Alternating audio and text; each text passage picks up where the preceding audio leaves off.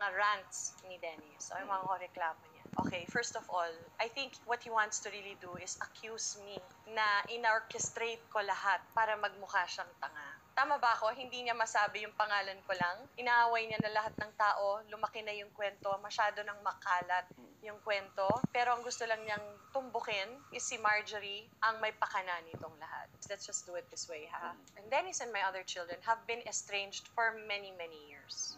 Bakit sila estranged? Doon muna tayo mag-ugat, okay? Bakit sila strange? Because for the past 10 years, wala nang ginawa si Dennis kundi magpa-interview na magpa-interview.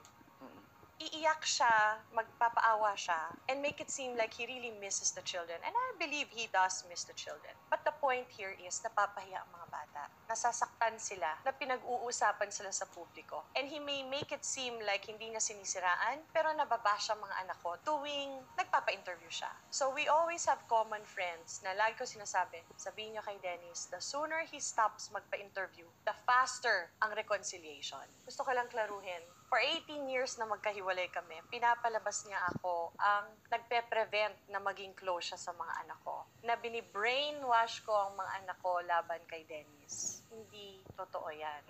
O Gino, before we go to the kasal, ano ang backstory